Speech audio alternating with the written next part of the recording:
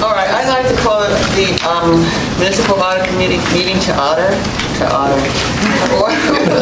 my New Jersey accent. Order. And I'd like to start with an introduction. Can we start with you down there? Absolutely. I'm Brittany Matero, and I'm the new division manager for over at Health and Human Services for Community Health and Acting for Environmental Services. Hello, Diane. I'm Diane Engel, I'm Director of Health and Human Services. Lucinda Mahoney, CFO. Peter Russell, Municipal Officer. George McCandless, Municipal Manager. Paul Holman, Municipal Assembly. Gray Jackson, Chair of Municipal Audit Committee. Harriet Bennett, member of the committee. Bill Starr, Committee. Scott Lee, Senior Auditor for Internal Audit Department. Right.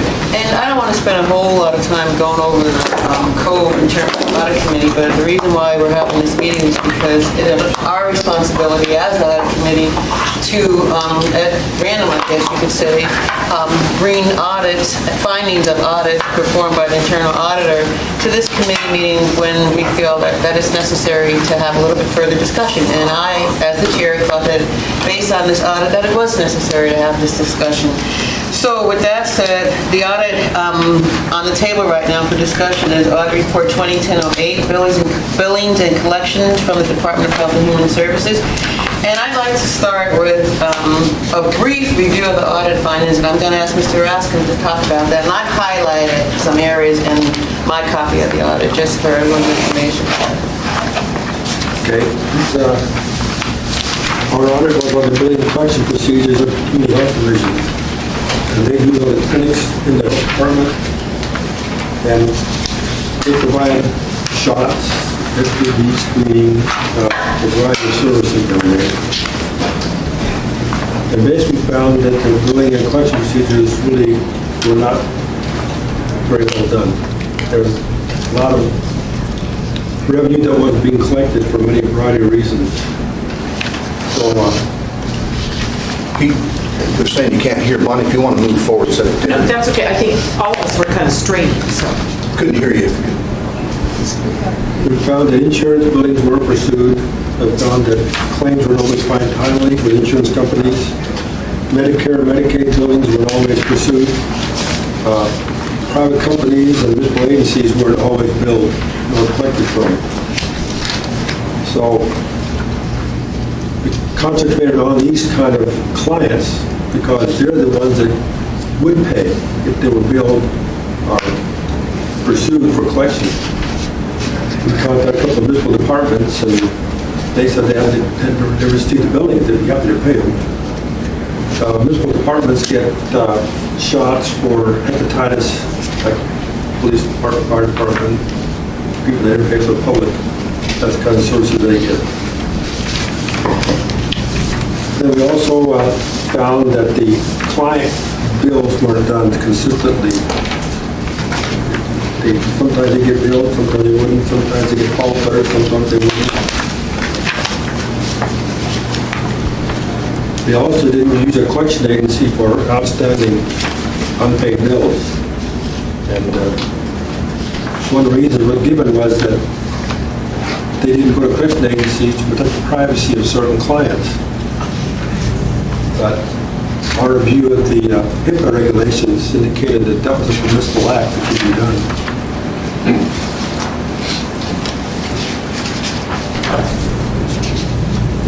We found that delinquent accounts were not always transfers to expense accounts, so they were kind of commingled with the outstanding accounts receivable, storing note balances. The aging report wasn't very accurate because it contained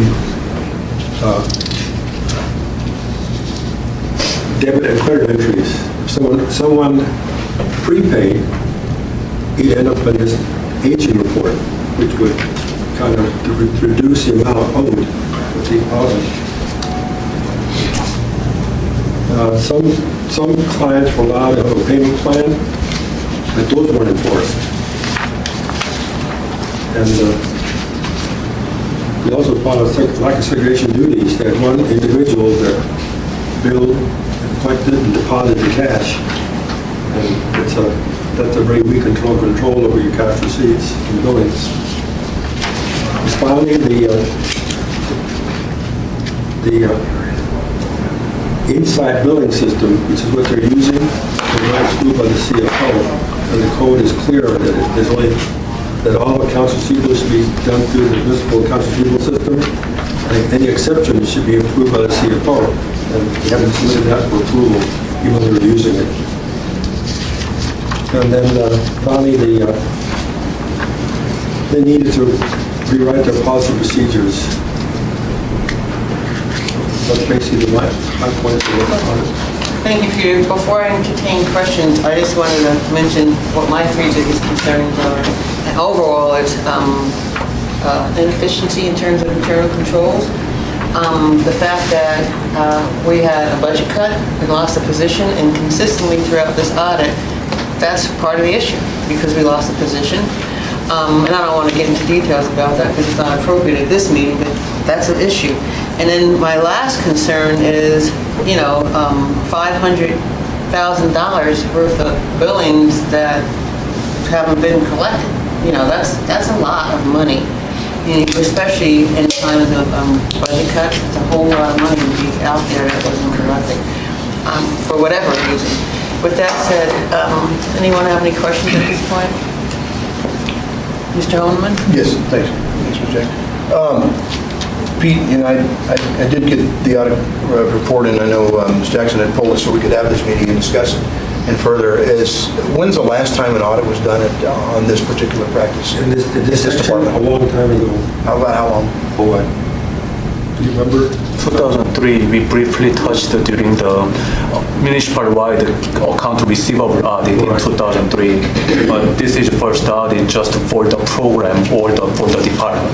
Well, with that, were there any of the similar problems identified then with any suggested changes back in 2003, 2010, or, we have that? Well, we didn't really focus on that division back then. That audit really focused on all those unpaid fees and fines, if you remember. Right. They were $15 million worth of stuff. So. And so the suggestions at that time, as I recall, was to be better and more aggressive in trying to collect them. I think it went too long with it since we looked at it to make a judgment if they didn't fix it or did fix it. They might have fixed it 10 times, and because due to budget cuts and staff shortages, might have gone back down to this. Mr. Starr? Well, just from Diane, maybe the confidentiality statement on the collection agency solution, is that valid, or how do other, my wife's a nurse in a medical building. Right. They send things to collection all the time. Yes, I will tell you that this is a policy issue for me, and it's not an ability to send things to collections.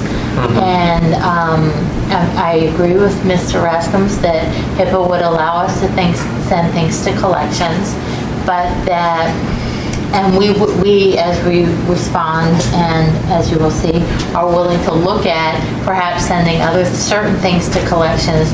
But there are certain things where we are a safety net provider and where we provide very sensitive services and are a place in town where the community regards us as a provider of safety net services, such as for screening of STDs and other services, and where we have had to have people taken and put into psychiatric ERs because police have determined them to be a credible threat to killing or harming their spouse or their partner. And so we offer a certain level of confidentiality around some of our services. And we feel strongly from a policy level that it's not right to send those folks to collections because it may put themselves or other people in jeopardy, because once those things go to homes, we don't know. Is it fair to say send a flu shot? Does that really put somebody's safety at risk? I would say probably not. And would I be willing to entertain a larger conversation about that? Yes. But do I feel very strongly as a public health professional that there are some things we do because of people's vulnerability, and we should remain a safe place in the community to protect that, because as a community, we want to make sure that people, in my mind, keeping the incidence of STDs, keeping the incidence of tuberculosis, keeping the incidence of some of the public health threats low is worth the risk of losing some revenue versus sending a flu shot to collection. So I certainly would be willing to look at that broader, and we are beginning to look at that. If I can expand a little bit, do you have a formal process then to sort of write off debt, or does it just fall off into nothing? Or We how- have not done a good job of that. Well, it's not a critique, it's just a matter of No. an expectation. Now, in that same vein, if you start to say, and in quotes, maybe develop a reputation that there isn't going to be an active collection on that, do you think that the service requests are going to skyrocket to the point of saying, well, we can get this from the municipality and they're not going to charge us, or I can just diss it? Do we find that to be at risk, or I how do you think balance that what that? you would find that since I came to the municipality 6 years ago, the revenue collection for our services has gone up quite a bit, even though in late 2009 and into 2010, we've had lower revenue collection, but we've become a lot more aggressive in revenue, and I know that you will, well, I don't know, look, I shouldn't keep talking. No, it's fine. I appreciate the expansion. I'm just trying to figure out how best we can say that develop a policy. What I would say is that we have been a lot more aggressive about charging for things, and I know that in the document, there has been some reference to a budget cut. If you look on the document that we just handed out to you, you will see that there's a graph, and it shows on the second page age to accounts receivable. And if you look 2007 to 2010, you will see that our problem started in 2009 and continued into 2010. And if you look, it's a problem that I think kind of got started in late 2009 because a position wasn't filled, and wasn't filled because of vacancies, and primarily because we started really diverting our resources because of H1N1, and nobody was doing their regular jobs. And at the same time, we offered a budget cut that we believed was a very good decision, and you have seen reference to the budget cut in the response to the audit, which I think was maybe overemphasized. We had a plan to move more people to actually be cashiers than what we had and have more availability, and thinking that we would be able to be more aggressive with things. And with H1N1 and the loss of several division managers and key staff, and frankly from a lack of good planning on implementation on our part, and not to shirk any responsibility, but partially because of people leaving and partially because of H1N1 and getting distracted, we had a failure to thrive on the implementation of our new plan, and it came back to bite us. Well, moving to a solution request, Right. for example, what I would throw out there, and I didn't want to cut you off because I didn't necessarily want to dwell on that, but the Medicaid and Medicare billing for ambulance services in Chugiak Eagle River, for example, is outsourced to a company I believe we use in Nebraska now, or wherever, but would that be a solution to where We you met with could? Ms. Mahoney earlier this week, my deputy and I, and talked about how some of these services might be really ripe for inclusion in her efficiency measures, and my one concern being that we don't put people's in jeopardy where I feel things really need to be confidential in the public health mission, and we will continue to have discussions along that line. And you will see on the front page a list of what we have done since the audit. And let me cut you off right now, excuse me, I don't mean to be rude, No. but this meeting is being taped, and I'd like to recognize that Ms. Frascas has joined the Sure. meeting for starters. And what I'd like to do is go on to number B, since Sure. you're on the floor right now, Sure. and to have you go over steps that have been taken. And please, you can interrupt anytime if anybody has any I questions. thought you was answering my question, who had the floor kind of respond. Okay. So I was letting her go just because I Right, thought right. she was getting And the the solution. only reason why I thought it was appropriate, Mr. Starr, to interrupt was because she's getting into number B on the agenda, and I thought it might be a good idea. I didn't need her to go through all of mine. But I would like for mine was specifically the insurance rebilling solution. I didn't want to cut Pete off because I'm not sure that you guys had a chance to finish with him. And I didn't want to cut anybody off, I just wanted to be organized, yes. Okay, Pete. I'm going to say one thing for the group. This audit was requested by the health department. So I think that's a positive sign from their point that they realized that there was a problem.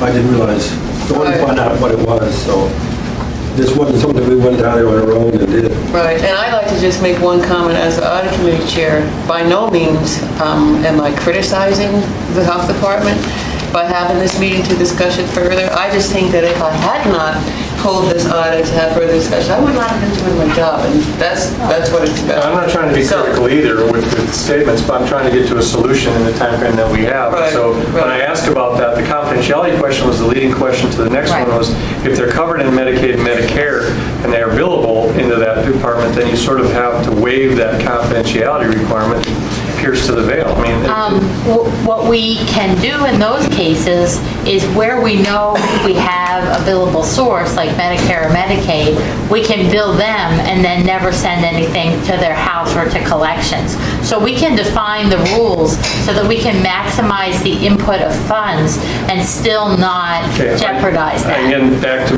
Mr. Rasmus's findings was that that's not being done. Are you planning to start to do that? We are planning to do that, yes. Where, that's the answer. And Yes. what time frame would you have available for that solution? And does it include the outsourcing to the one that, Well, we've had great success with it? We can't just immediately outsource, as you know, because it has to be looked at and there are union considerations and other things like that. But we have already begun working on getting our Medicaid reestablished, and we have built already, now, Brittany, you help me out here. We were, the week of September 19th, we sent out 830 client statements and over $261,000 in accounts receivable for the month of September. We did a training last week as well with our staff on confidentiality and addressing that issue in particular. If it can be billed to an insurance company, it might not mean that the client is actually confidential. It's just go collect the money that's relatively easy to collect is what I'm getting at first. And that's exactly what we're doing. Our Medicaid had unfortunately lapsed because we hadn't billed them, so we're getting reestablished. But our goal is, I mean, we asked for an audit, obviously it turned up fine, which we're not pleased with. But, it happened on my watch and it's my responsibility. And so, I'm going to turn it around. And I could not be more fortunate than to have Brittany, who has got the skills to work with her staff to do that. And I know Lucinda and others in the administration will help figure out whether outsourcing is the best long-term answer or something else. But in the interim, we are reestablishing procedures and getting things done. At the time that we did Insights, it wasn't required that a CFO approve it. That system's been in place, but now policy's new. So we're drafting the letter to do that. But I can just kind of tell you, we drafted up. Yeah, you've answered my question in terms of what the solution would be for the Medicaid, Medicare billing solution, so I'm happy to hear that. Thank you. So I'll just briefly say. I would appreciate it. We prepared a small document to just, I don't think there's a lot of, I appreciate Pete saying that we did request the audit. My general philosophy as a department head is that I can't fix what I don't know about, and that audits are helpful tools for us to get our head out of the sand and face the reality of what's happening. And in a large department, you can't know everything.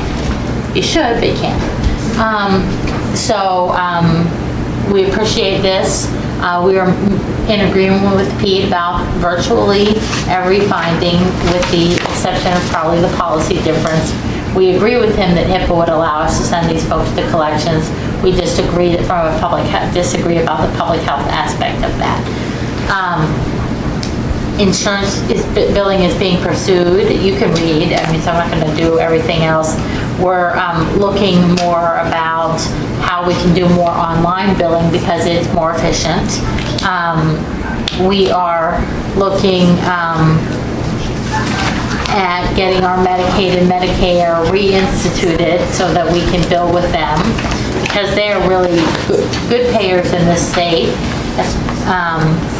Our information management supervisor is going to assume responsibilities that we didn't delegate out well. We're looking at client statements on a daily basis. You see we sent out, we're reviewing delinquent accounts. We're creating an aging report that meets our needs, that we can run regularly and pay attention to. We're monitoring, we're making sure now that we develop and monitor payment plans. We have asked our people who have been upgraded to the cashier functions to set up the payment plans as people leave, because the cashier window has been closed now for a year and a half.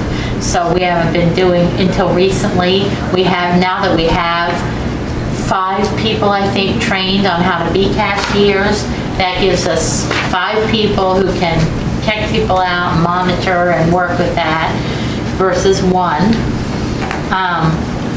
We've segregated the duties. We're writing the request for including insights for the billing purposes, because no matter what, we can't do something overnight. We still have to continue to something in System Complete Solutions, and we're developing the procedures. Again, we've looked at the second page, it's a little graph for you, to show you that really the problems did not, we believe, were H1N1 sort of started, and our failure to thrive on our part by planning for and well executing and well implementing the budget, the recommendation that we had made. Brittany, help me with this next one. For the outstanding amount of $501,000, as of today, that number is $360,793. What page are you on? This is the third page. It says 138 on the top right. So what you're saying, The highlighted amount is, since the audit was done and there was that, in the audit report itself on page 7, I think. 7, they gave as of May, there was an outstanding amount of $501,000. That number has been reduced, and it's now at $360,000. And we just sent out $261,000. And then you can see, there's not a total printing here, but if you look at it by, the last page shows that as of 6/30/210, and for some reason we failed to extend the last box. Sorry. But you can see aging based on the type of account it is, third party, client pay, breast and cervical health check. And these are the places where we're most likely to collect the money. So those are the sources that are ripe for getting. So we'll be continuing to work this and move it forward and just strive for improvement. I think you'll see a big improvement coming in the next several months, and I will likely ask Pete to come. When we have an audit of this magnitude of a finding, I'd like to ask Pete to come back the next year and do a follow-up audit to see if we have made substantial improvement, and that's where you will likely see us put forward when it comes time to ask for audits for the next year's audit plan, because I like to make sure that, we had errors, we had problems, and we took responsibility for them and made a change. that's great, thank you.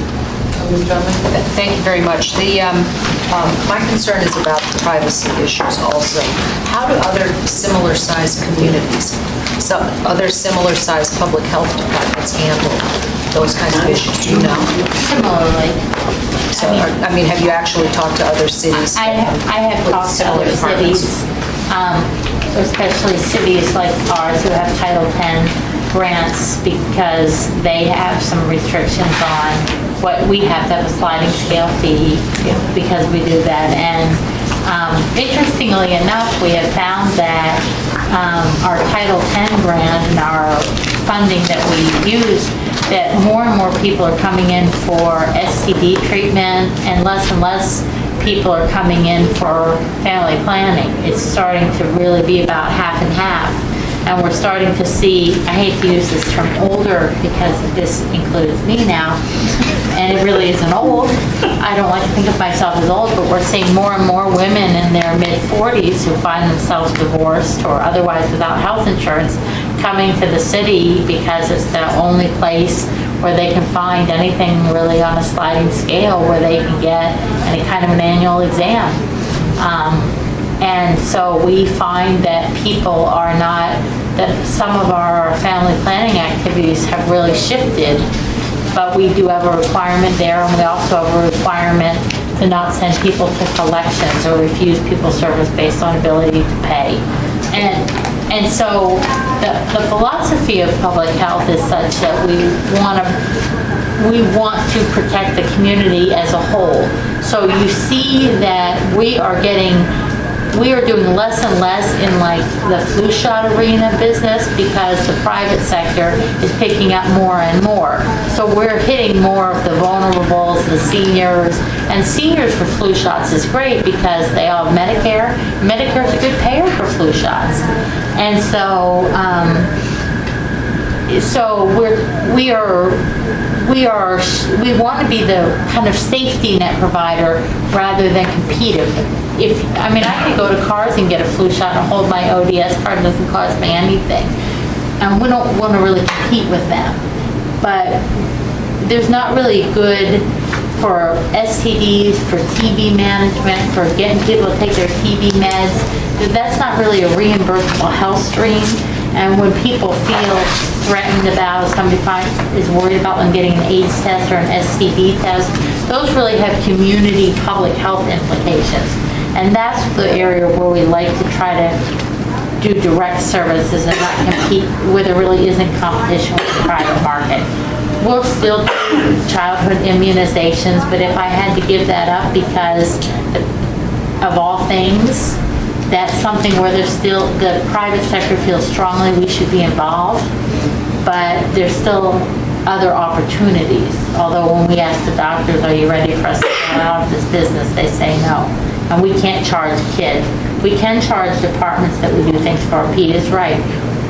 We have a failure to thrive for a variety of reasons, mostly lack of really good management, and I have to take responsibility for those pieces. Well, it also sounds like you mentioned, for example, women in their 40s without insurance. Are you seeing an uptick in the number of people who are coming in as the number of people who are losing their health insurance goes up? I mean, that was big news in the last several weeks. We have seen more people so far this year in reproductive health than the same timeline last year. Than all of 2000. Yeah, so far. 3/4 of the way through the year, you've got more people than all of last year. Yeah. I think there's... Mr. Hohenman? Yes, a couple things. Number one, first of all, thank you for, and I know it's a tough pill to swallow, having been there a bit when there's been a problem. So thank you for being attentive to the issue and asking for the audit and accepting the findings, whether they're good or they're bad. One of the things that comes to me here is, and I keep thinking back to my own visits to different clinics and hospitals around the town over the years with my own kids, and God forbid we want somebody standing there with, the bad bill collector revenue or type person following in behind. But is there something perhaps in your P&Ps that you're talking about being written with perhaps a check, for instance, there's the triaging of somebody coming in and being seen for whatever, and for those people identified as those that could potentially either be billed or charged or collected from, is there a good format or form? Is there any of this non-collection due to not having good, accurate information and data? And just an example is I go into triage and I say, I got a kid here with broke something or needs a stitch or two, and I get seen by the person who first gets you checked in, and then immediately behind that you get somebody with a clipboard and they're asking you about everything, are you the responsible party for the bill, and what's your current address, and can I see all your cards and stuff? Is there a process, or is there something that's not super intrusive to that line, but along that line where you can get good data for down the road collections if necessary? I mean, that's I guess something that you might want to include. If there isn't one, then that may be something you want to. We do work on that. And we try harder with that's an area with our cashiers that we push harder on. And we train periodically, and we're trying to get them to scan cards in for us now and push on that issue. Some of the clients you see, I can imagine, are probably very transient and move quite frequently, so Right. it'd be very difficult, but, sometimes just having the correct or type of form that might eke out some of that information you might need. And secondly, just an observation, and it's something that I'm not trying to take a swipe at by any means, the administration, but there's several of you here. It appears to me, and knowing that HHS has a fairly small budget and small staff, it appears to me that there may be room here for, I recognize that you made a decision, that you had budget issues you had to deal with and work within.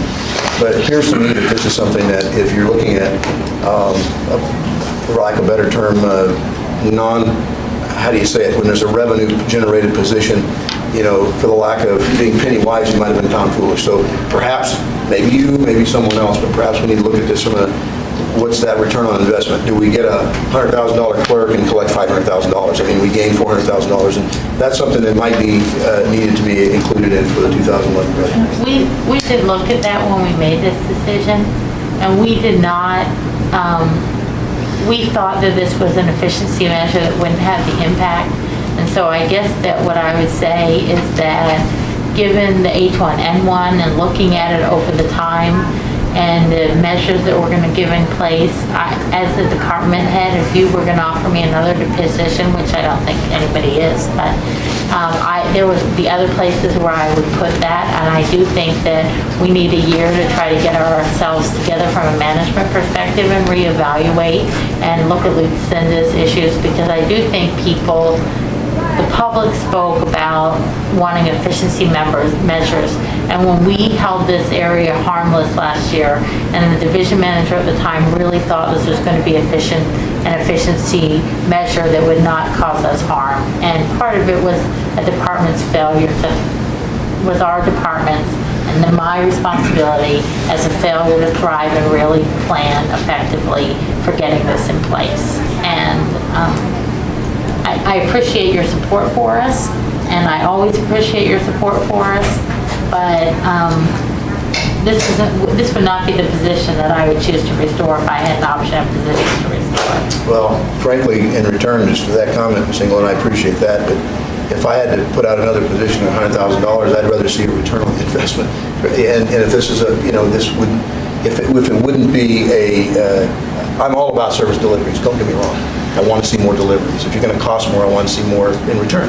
And the same way goes, if we're going to invest more in your structure, I'd like to see a return on that investment. Something is deliverable. Thank you, Mr. Miller. Mr. Michaelis? Yeah, I think I'd just like to reiterate a couple of things that Diane said, just to make sure that we're all on the same sheet of music.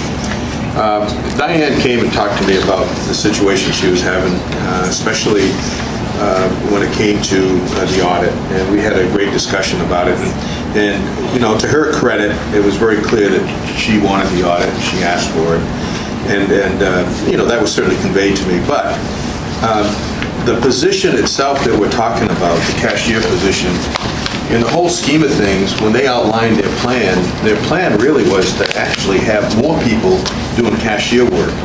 And instead of just having one person as the cashier, which was not a very efficient way because that's all that person did, by basically having multiple folks trained as cashiers, then you had backup, and you could have people rotating when they're out sick, on leave, etc. So that was part of her plan. The other thing is that she got hit at the same darn time that we had the quote epidemic, the flu situation. And I will tell you, because I got daily briefings as to how many people they had tied up with that, they had an awful lot of folks dealing with that situation. In fact, if it wasn't for her department, this city would not be in the shape that it is now and how we skate through that particular incident. So I just want to highlight the fact that if it wasn't for them during that period of time, the situation could be a lot worse than it turned out to be. But saying that it caused a drain on all her resources. At the same time that she lost 2 division managers that went off to other places for other employment because they got some pretty good offers. So that caused quite a strain, and there was no one supervising there that had any continuity to be able to make sure that the plan that was put in place was able to be carried through.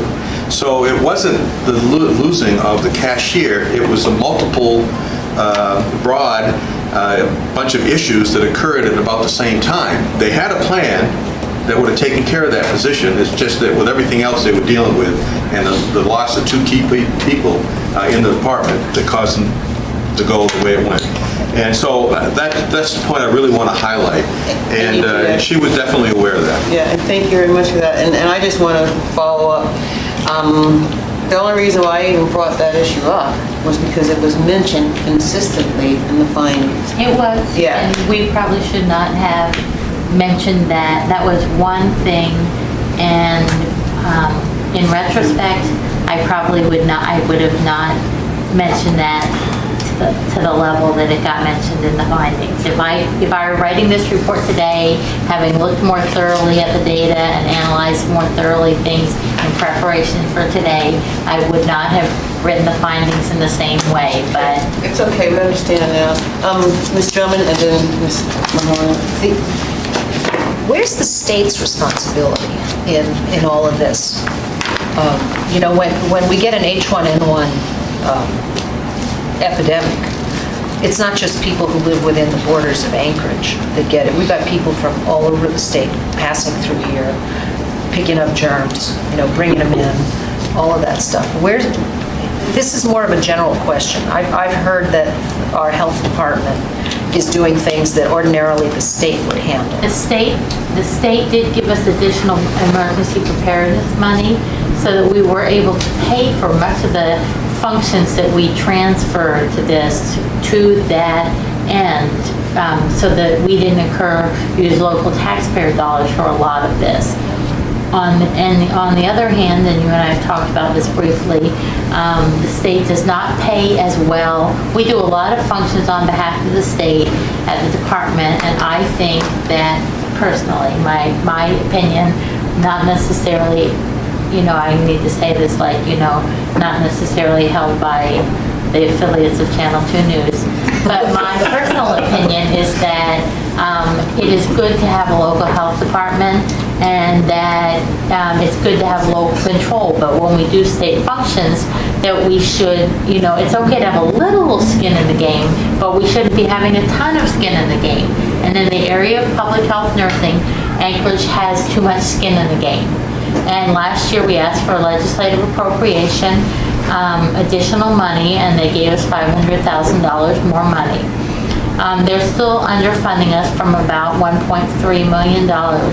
I had a meeting with the state director of public health and the chief of public health nursing the other day, and made it very clear to them that the city is a much better investment for them. Believe it or not, we do things much less expensively than the state does, but that this continued gap was not very helpful, and that perhaps we ought to be planning for what it would look like for state takeover of public health nursing if they didn't work some magic for us in the next upcoming legislative session. That said, I still believe that, you know, if I had my dream, and the director of public health both admitted to me that not only do they not fund us enough, but that we don't have an adequate number of nurses compared to the rest of the state. So I said, well, right now, I'd just like for you to fund me adequately. So I'm hoping that we can get to a place between state funding and revenue collection that we don't have to really put much skin in the game other than my time and maybe Brittany's time, you know, some of that. But the state has a role here. They should be stepping up more. I will be bringing this to, Cheryl heard this from me.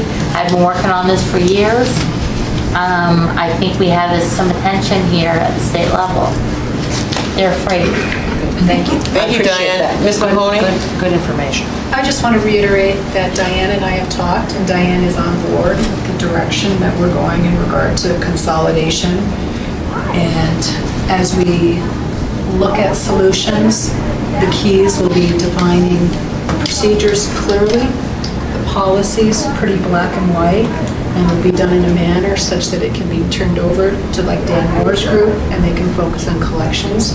And then when we have an H1N1, Diane's team can be totally focused on what her core role is, which is to help the public with healthcare. I just wanted to say that's where we're going directionally, and we've talked about it, and she's on, we're on. That's great. I just have one question that came to mind.